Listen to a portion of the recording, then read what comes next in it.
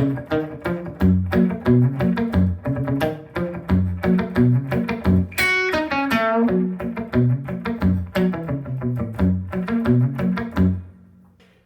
how is it going, guys? Welcome to the Mitch Ryan YouTube channel.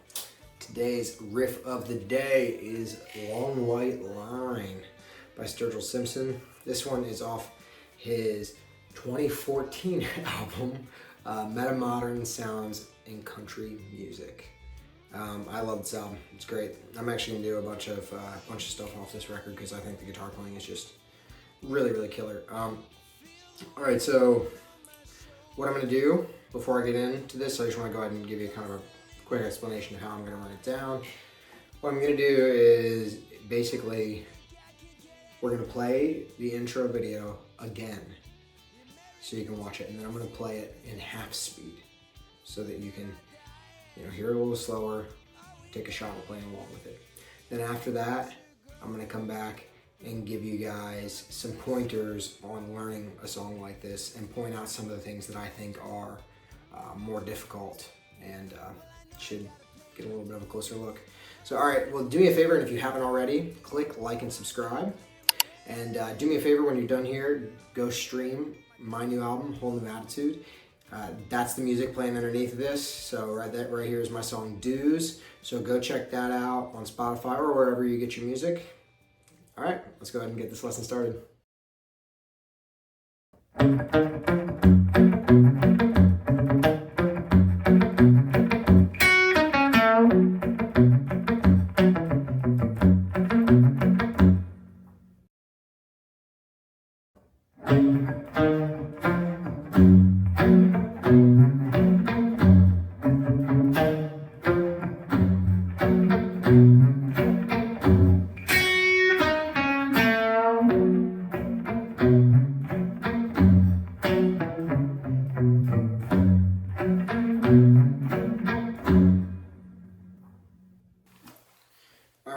Let's talk about this thing. Okay, so it is a little bit tricky, this one. I think the key to this one is fingering. So let's just go ahead and start off with the opening riff. Right, so what we're looking at here is kind of a little bit of a 16th note thing.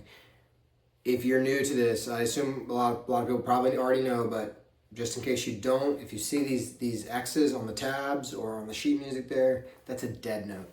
So that's going to look like, so I'm muting that, down and then mute, okay? And that's really important in this, and I think in a lot of country music. So really, it's like an 8th note thing that's happening there. It's like 1, 2, 3, right? But he makes it a little bit more like, so. And then we do the same thing, the same kind of thing.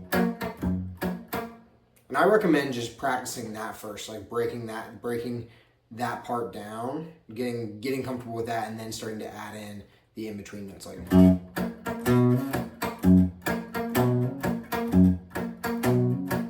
I would just spend a little bit of time getting that section under your fingers before you try to tackle the whole thing.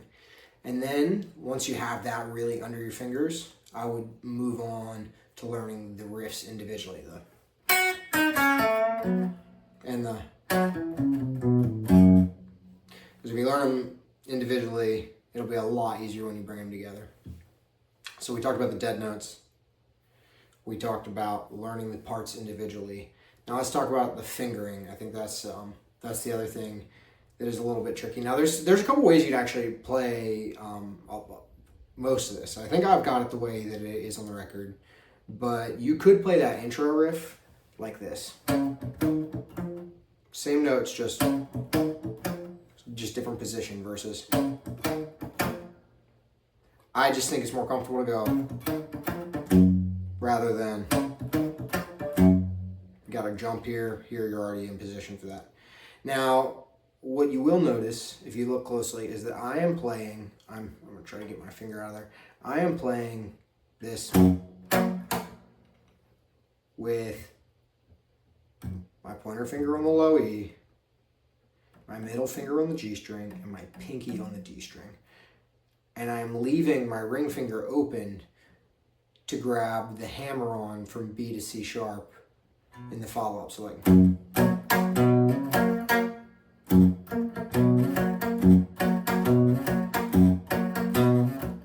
so I'm leaving that open for that. That is a little bit uncomfortable, but I do think it makes the whole thing easier. It's a lot less motion than trying to move your pinky back and forth between the two.